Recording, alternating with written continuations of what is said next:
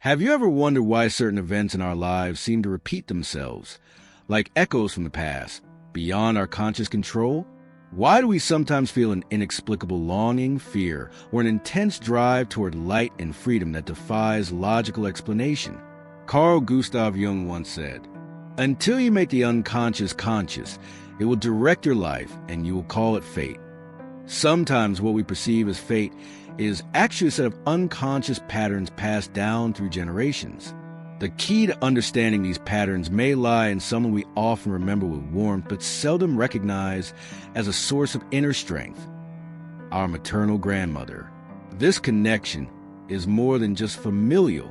It's a living thread that weaves through generations, influencing our bodies, souls, and destinies. She once held your mother in her arms, and before that, carried within her the egg cell that would become you. This transmission is not solely biological. It's energetic, spiritual, and emotional. But why is her energy so significant? Because she represents the origin of origins. She carried your mother, and within your mother were the egg cells, including the one that became you. This means you were, in a way, present in your grandmother's body before your birth. Jung believed that in the unconscious, there is neither past nor future. Everything exists simultaneously. Perhaps this explains our deep connection to those we've never met, but who live within us through ancestral memory. If she experienced fear, pain, loss, or conversely, strength, love, and faith during that time, those emotions may reside within you. This awareness becomes a key to understanding your reactions, blocks, talents, and even your destiny. When you encounter recurring challenges or inexplicable feelings, consider, could these be echoes of her experiences? Modern science supports this idea. We inherit not only physical traits, but also the psycho-emotional experiences of our ancestors. Epigenetics has shown that trauma can leave biological traces that affect future generations. Jung asserted that each person carries not only their personal history, but also the collective unconscious, a shared field of images, instincts, and emotions inherited from all ancestors. This field includes archetypes, universal patterns of behavior and perception, such as the mother, the child, the hero, and the sage. The image of the maternal grandmother often embodies the great mother archetype, nurturing, protective, and sometimes shadowy. Jung wrote, "We all carry within us the entire history of humanity." And also, healing comes when you make the unconscious conscious. When you notice recurring themes in your family, divorces, loneliness, fear of poverty, inability to express oneself or achieve dreams, these are not coincidences. They are unconscious scripts shaped not only by your experiences, but also by those of your ancestors. This is more than family history. It's an internal myth living within you. Jungian psychology doesn't suggest eliminating or suppressing this.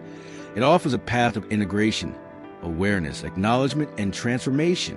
It teaches, do not reject your darkness. Enter it with a torch. Imagine standing on the bank of an ancient river. Its waters aren't turbulent. They flow deep, wise, and gentle. This isn't just a river. It's a stream of your lineage. It began as a trickle in your great-grandmother's heart, widened in your grandmother's life, flowed into your mother, and now into you. This river carries not only memory, but also strength.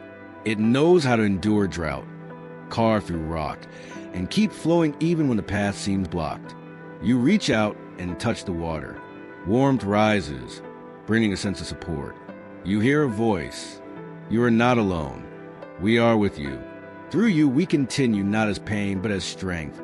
One woman shared that she constantly felt anxiety, as if someone was watching her. She thought it was fear. But when she visualized her grandmother, she saw a river and a woman on the opposite bank, her grandmother, whom she had never met. The woman stood calmly, silently, but her eyes held compassion, understanding, and love. From that moment, the anxiety faded, replaced by a sense of connection.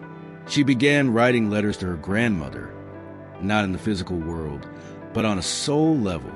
Her life changed, not immediately, but profoundly.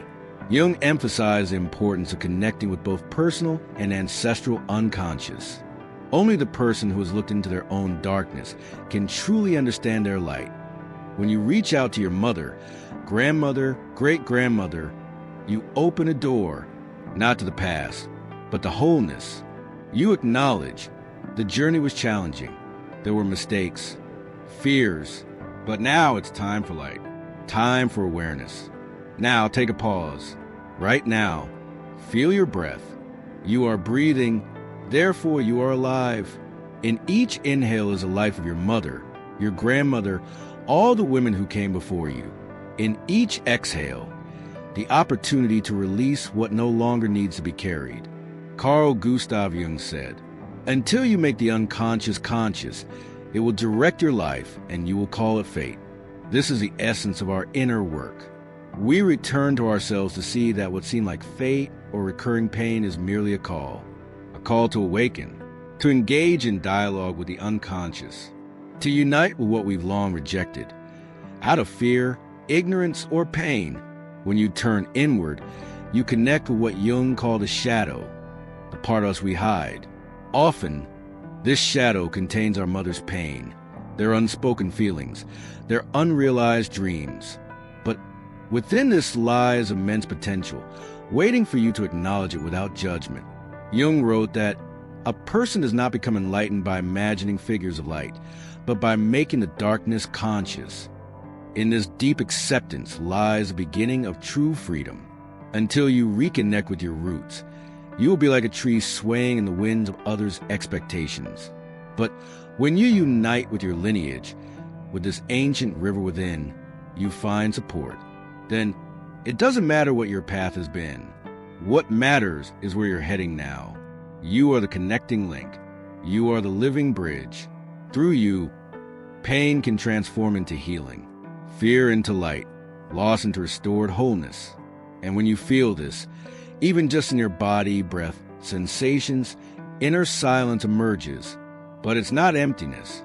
It's a profound silence of knowing you're in your rightful place.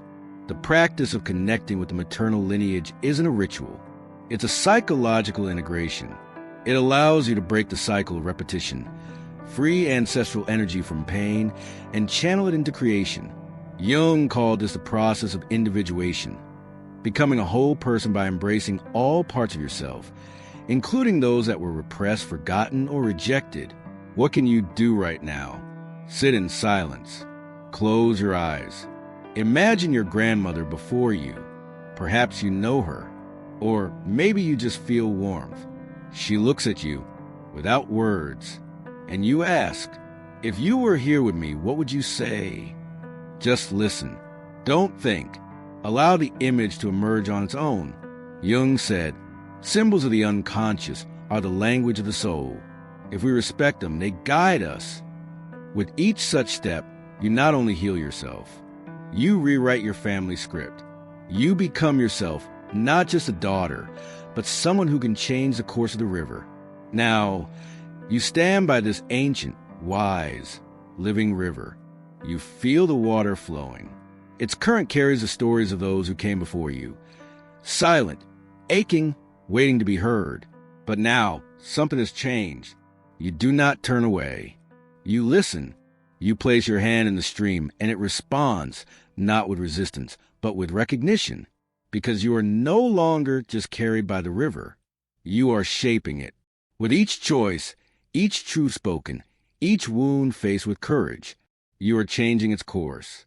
Not away from the past, but toward a future where the soul is no longer silent, where your story finally flows free,